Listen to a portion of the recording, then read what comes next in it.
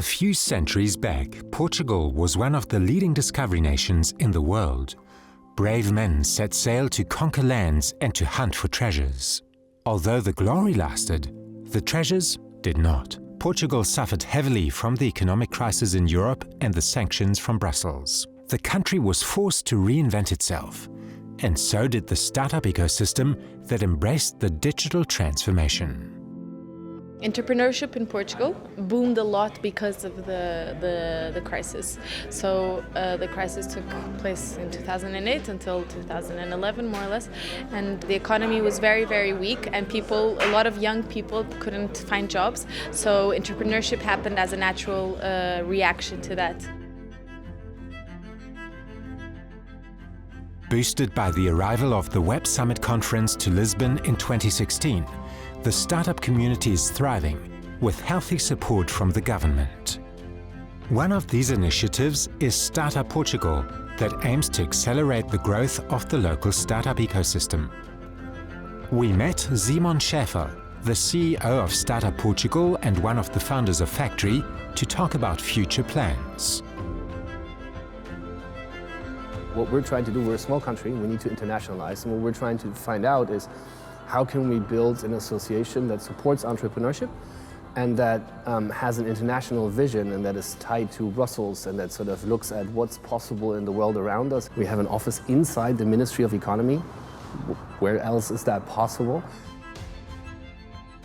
Lisbon in 2017 reminds many of the booming Berlin startup scene from 2012.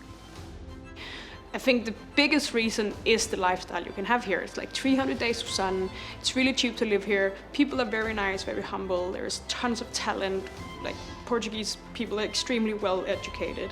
So I think it's a really good combination of that. It's like Web Summit saw it, now Zalando is moving a tech hub here, Mercedes, Daimler have moved a big tech hub here, so you know, that's how it starts.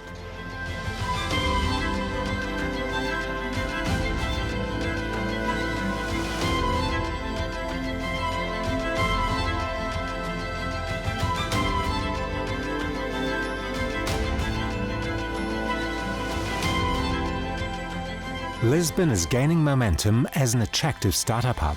Founded in 2012, Startup Lisboa supports startups, for example, by offering office spaces and mentoring programs. Miguel Fontes, the CEO of Startup Lisboa, shared with us how else they are trying to help them.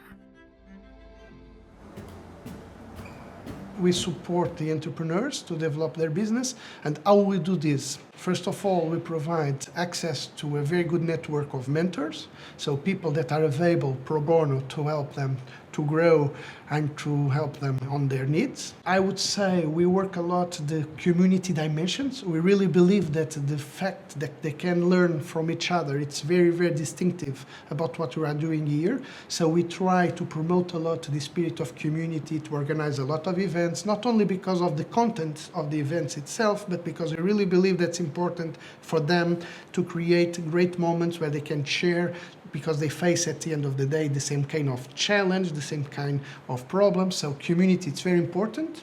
And finally, we put them in contact, when it's the case, with the investors. So our startup is MISC, and basically what we're doing is using the power of human recommendations, people's recommendations, to let them decide where to eat in less than a minute. I mean, I think it's something pretty new. You know, like if you go to London, there's a lot more competition. While here, it's still a very new movement, right? So people are starting to coming. There's a lot of international people. There's a lot of tourism, but it's still in the early days. So I think that's what really makes the difference for now, because you can still encounter a lot of qualities and advantages. Even for us, for example, we received a fund from the government. So there's a lot of initiatives that are going on now, and that's exactly why I think now is the moment to go to Lisbon. Park.io is a new parking startup that's about to revolutionize parking in Europe for employees and also for individuals. Yeah, the ecosystem here is very early stage, but they already have a few successful startups, and it just reminds me of Dublin and Berlin maybe 3 to 5 years ago. But it's obviously going to happen here at a much faster pace, because all the other cities are developed already. So now they already tested many things, European startup hubs, and now they're all moving here. I think we are living now a very unique and vibrant moment in Lisbon. And why? Because it's a new ecosystem, of course. We are not with the same kind of experience that you can see in other parts of the world. But at the same moment, I feel that everybody's discovering Lisbon now like the best place where you want to be to develop your business.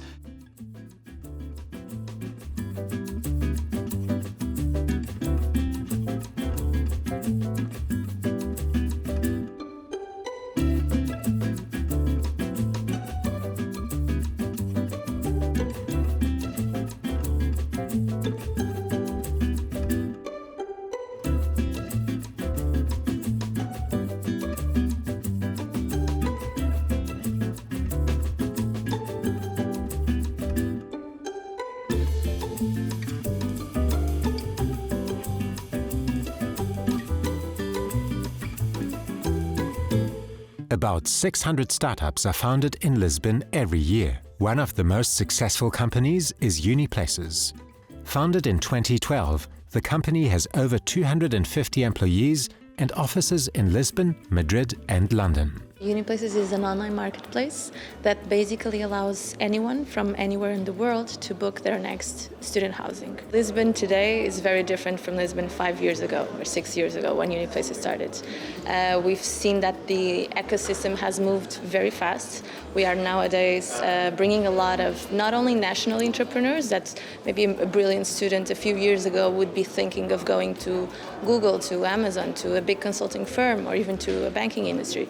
And nowadays you see more and more people wanting to get into the startup business, and that definitely changed the mindset.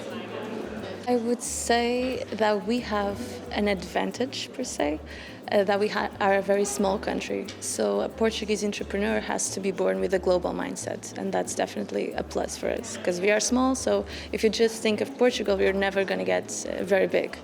So we can take advantage of the fact that we are a small country.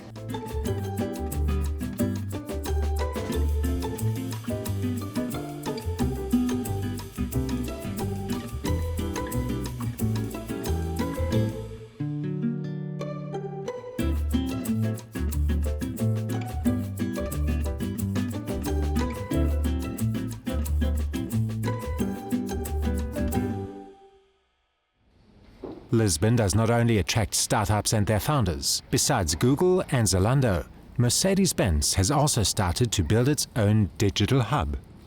Lisbon is in an interesting spot right now. For once, we are having a huge boom on startups, so there's a lot of, the community is growing a lot.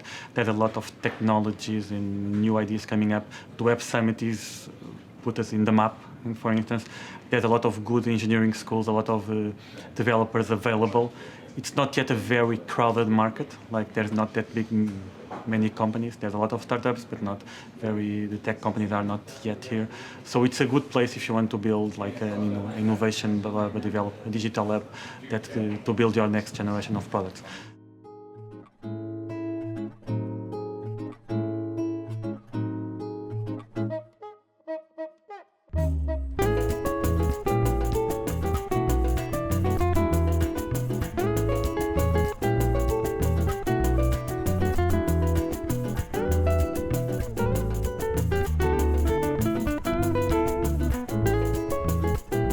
One of the biggest challenges the Lisbon startup ecosystem faces is the lack of venture capital. In 2016, VCs invested only 16 million euros in 9 deals in Lisbon. As a comparison, in 2016 in Berlin, around 2.3 billion euros were invested and even 21 billion euros in San Francisco Bay Area. The startup manager of one of the first accelerators in Lisbon, Beta I, explained the consequences.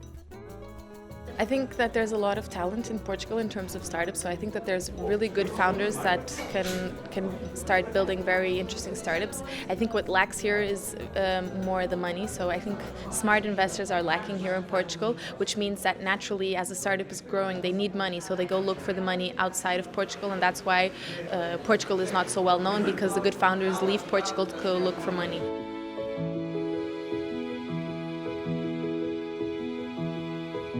Although Lisbon is finally in fashion, foreign investors boost housing prices, pushing young families towards the outskirts of the city. Even if it is still less than in other startup hubs, the supply of properties coming onto the market is limited.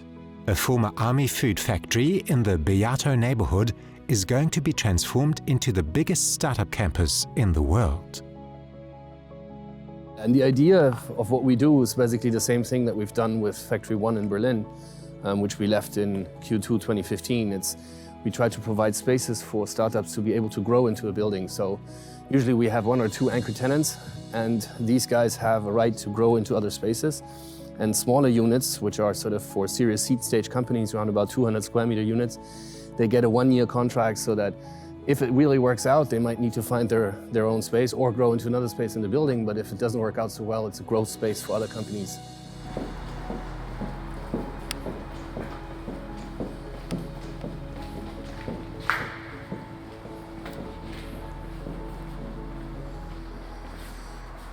Look at this. Here you see, this is a Costruzioni Elettromeccaniche from Torino. Elettromeccaniche, I'm never sure how to pronounce it right in Italian, but this is like a true vintage 60s industrial machine to produce food and pasta.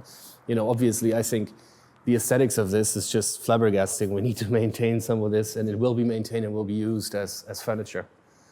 And, some serious machinery. One thing that is very obvious is if you look at the large tech campuses like Station F, who's just opened, Factory Berlin to a degree. If you look at what the Kushner brothers are doing in Brooklyn, if you look at what's happening with Konesa in Warsaw, you see that sort of you can accumulate innovative companies and talent in one neighborhood, and you can create a positive uplift for that neighborhood. And as I mentioned earlier, an alternative concept in gentrification and in real estate is always to turn things into luxury apartments.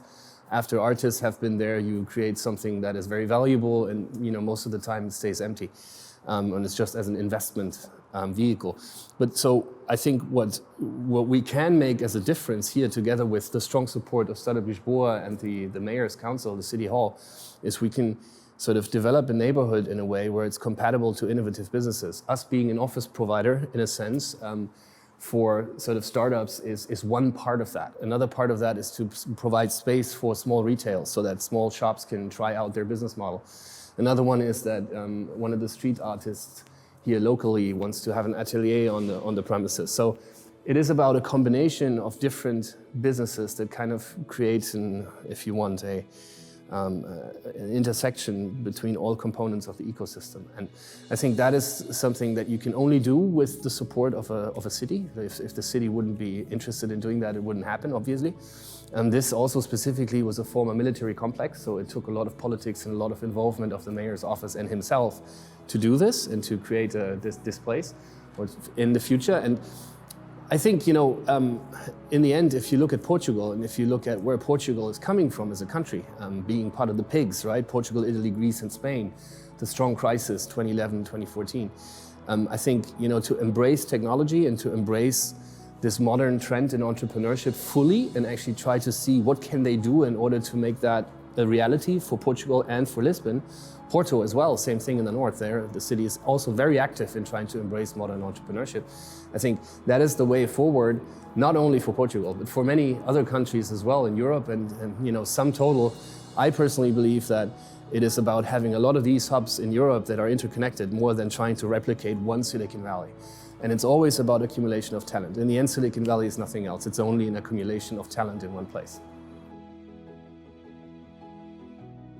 To boost Portugal's aspiration as the next major European startup hub, the Tech Festival Web Summit will stay in Lisbon for another 10 years until 2028. It is estimated that the 1 week in November generates around 300 million euros for the city. Once again, Portugal set sail to venture into uncharted waters. But the sea has never been friendly to man, and Portugal has yet to meet its full potential.